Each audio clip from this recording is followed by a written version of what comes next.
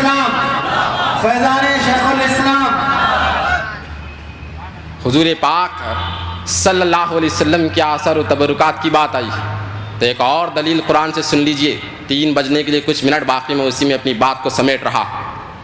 حضور پاک صلی اللہ علیہ وسلم کے آثار و تبرکات کی دلیل قرآن سے سن لیجئے کہ حضور پاک صلی اللہ علیہ وسلم کے آثار و تبرکات کی تعظیم بھی ایمان کا جز ہے، اور اس کے انسان میں اللہ رب العزت تقوی پیدا فرماتا ہے۔ آج پوچھتے ہیں کہ یہ آثار و تبرکات کا ثبوت کہاں سے ہے، تو قرآن میں اللہ رب العزت ارشاد فرماتا ہے اذهبوا بقمیصی ھذا فالقوه علی وجه ابی یأتی بصیرا، کہ یہ میری قمیص لے جاؤ اور میرے والد کے چہرے پہ ڈالو تو بینائی واپس لوٹ کے آ جائے گی۔ یہ حضرت یوسف علیہ السلام نے فرمایا تھا، اور حضرت یعقوب علیہ السلام کے جب ان کے بیٹے حضرت یوسف علیہ السلام کی بارگاہ میں پہنچے، اس وقت حضرت یوسف علیہ السلام مصر کے بادشاہ بنے ہوئے ہیں، پوچھتے میرے والد محترم کا کیا حال ہے، تو بیان کیا تھا وَابْيَضَّتْ عَيْنَاهُ مِنَ الْحُزْنِ فَهُوَ كَظِيمٌ، کہ وہ آپ کے غم میں روتے روتے ان کی آنکھ کی روشنی جا چکی ہے، وہ نابینا ہو چکے ہیں۔ آپ کے سامنے قرآن کی آیات بیان کر رہا ہوں، کوئی انکار نہیں کر سکتا۔ اگر کسی نے ان آیات کا انکار کیا تو اب کسی مفتی کے پاس جا کے فتویٰ حاصل کرنے کی ضرورت نہیں، کسی دارالافتاء کا دروازہ کھٹکھٹانے کی ضرورت نہیں۔ جو قرآن کی آیت کے ایک لفظ کا بھی انکار کر دیا وہ اسی وقت ایمان سے خارج ہو جاتا ہے۔ تب بات یہاں آ رہی ہے وَابْيَضَّتْ عَيْنَاهُ مِنَ الْحُزْنِ فَهُوَ كَظِيمٌ، اور حضرت یوسف علیہ السلام نے فرمایا میری یہ قمیص لے جاؤ، میرے والد کے چہرے پہ ڈالو تو واپس آ جائے گی بینائی۔ قمیص کا تذکرہ قرآن میں موجود ہے۔ جب سورہ یوسف پڑھنا تو اس آیت کے کریمہ کا ترجمہ، اس کی تفسیر پڑھتے ہوئے نظر آنا کہ آخر یہ الفاظ کیوں بیان کیا اللہ رب العزت نے۔ کیا ہمارے نبی انبیاء علیہ السلام کا تذکرہ آثار و تبرکات کا تذکرہ قرآن میں جب موجود ہے تو ہم کیوں دوسروں کی طرف ہمارے آثار و تبرکات کے تعلق سے جو باتیں کرتے ہیں وہ قرآن صحیح بھی نہیں پڑھتے، حدیث بھی صحیح نہیں پڑھتے، اس لیے انہیں نظر نہیں آتا آج تک۔ سبحان اللہ سبحان اللہ۔ کیا ہوا جب چلتا ہے ان کے بیٹے، جب حضرت یعقوب علیہ السلام کے بیٹے وہ قمیص لے کے چلتے ہیں تو حضور حضرت یعقوب علیہ السلام فرما رہے انی لاجد ریح یوسف لولا ان تفندون، بچے کچھ بیٹوں سے کہہ رہے ہیں کہ مجھ پر پاگل ہونے کا سٹیانے کا الزام مت لگانا، مجھے مصر کی طرف سے حضرت یوسف علیہ السلام کی خوشبو آ رہی ہے۔ سبحان اللہ۔ قرآن کریم کی آیت کریمہ ہے انی لاجد ریح یوسف لولا ان تفندون، کہ مجھے حضرت یوسف علیہ السلام کی خوشبو آ رہی ہے۔ ایک نبی کو ایک نبی کی خوشبو آ رہی ہے، ایک نبی کو ایک نبی کی خوشبو آ رہی ہے۔ اور بتا دو جب ایک نبی کا معاملہ ایسا ہے تو میرے نبی بھی امتیوں کی خوشبو دیکھتے ہیں، کون عشق مصطفیٰ میں ہے، کون عشق مصطفیٰ کے بغیر ہے، عشق مصطفیٰ کی بو وہ ان کو بھی ملتی ہے۔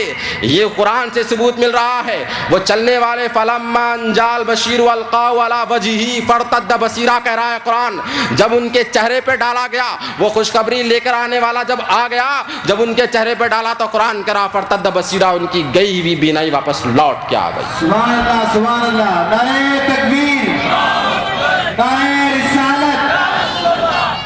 اہل اسلام، پورے اہل عالم کے لیے عالم اسلام کے جتنے بھی بڑے بڑے لوگ موجود ہیں اس بات پر متفق ہیں، اور ساتھ ہی ساتھ وہ لوگ جو آثار و تبرکات کا انکار کرتے ہیں وہ اس کا بھی انکار نہیں کر سکتے، اور اگر انکار کرو گے تو قرآن کی آیت کا انکار ہے۔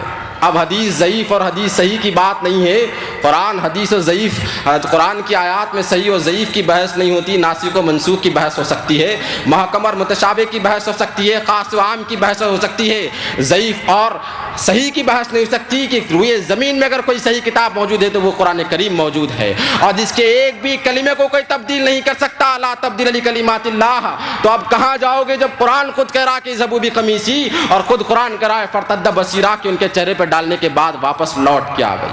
سبحان اللہ سبحان اللہ۔ تو پتہ چلا آثار و تبرکات کا تذکرہ قرآن میں موجود، تابوت سکینہ کا تذکرہ قرآن میں موجود، تفسیر کی خطاب یہاں پر کرنا مقصود نہیں ہے، وقت بھی ہو رہا ہے، ہمیں نماز ظہر بھی ادا کرنا ہے، اور اس کے بعد دوسرے مقررین بھی انتظار کر رہے ہیں۔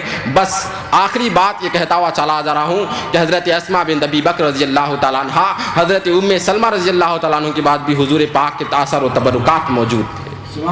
حضرت اسما بنت ابی بکر رضی اللہ تعالیٰ عنہ کے پاس ایک کرتا تھا جسے پانی میں ڈبو کر لوگوں کو پلاتے تو شفا یابی حاصل ہو جاتی تھی.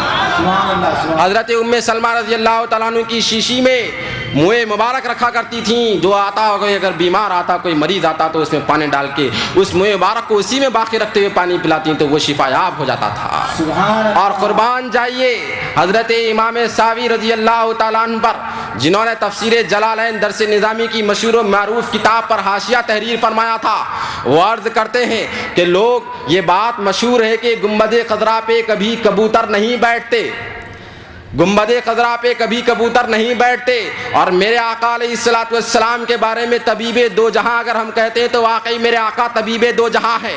ان کے آثار و تبرکات سے لوگ فیضیاب ہو رہے ہیں, مریض کا مرض ختم ہوتا ہوا نظر آ رہا. اسی کے تعلق سے حضرت امام ساوی نے بیان فرمایا کہ گنبد خضرا پہ کبوتر نہیں بیٹھتے. اور آپ میں کتنے لوگ ہوں گے جو عمرہ اور حج کیا ہوگا, زیارت جو ہے محمد جو ہے زیارت پاک صلی اللہ علیہ وسلم بھی کی ہوگی, ان سب کو انہوں نے دیکھا ہوگا گنبد خضرا پہ کبھی کبوتر نہیں بیٹھتے. پھر یہ بھی عرض کرتے ہیں کہ کبھی کبھی کبوتر بیٹھ جاتے ہیں.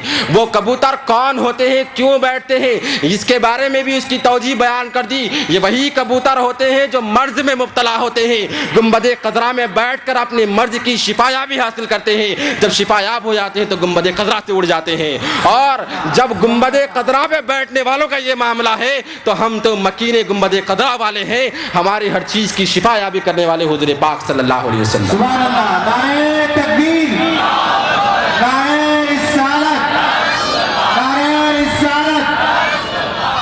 آخری بات آپ کے سامنے عرض کرتا ہوا جا رہا ہوں.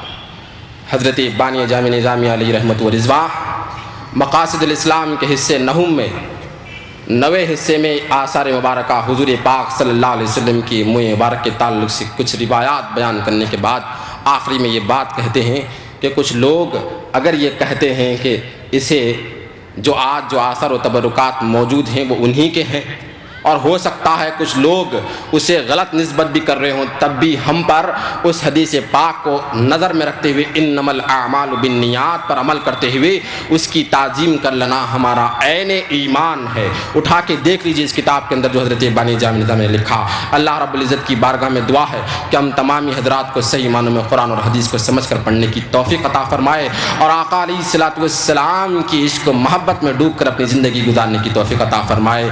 آج اس بارگاہ جو ہے اس ریاستی اجتماع کے اندر جہاں اتنے لوگ موجود ہیں, جہاں اس محفل میں 40 لوگ آ جاتے ہیں, وہاں پر اللہ رب العزت جو ہے ان کے گناہوں کو معاف فرماتا ہے. آج کی اس تقریر سے کہ جہاں ہم نے گناہ اور عبادت کے تعلق سے بحث کی ہے, آج ہم سب مل کر یہ دعا کریں کہ ہمارے صغیرہ و کبیرہ گناہوں کو اللہ رب العزت معاف فرما دے. حضور پاک صلی اللہ علیہ وسلم کی سفارش سے ہمارے تمام صغیرہ و کبیرہ گناہوں کو معاف فرما دے, اور جب اس دنیا سے جائیں تو ہمارے دل میں ایمان ہو اور محبت رسول کے ساتھ اس دنیا سے تشریف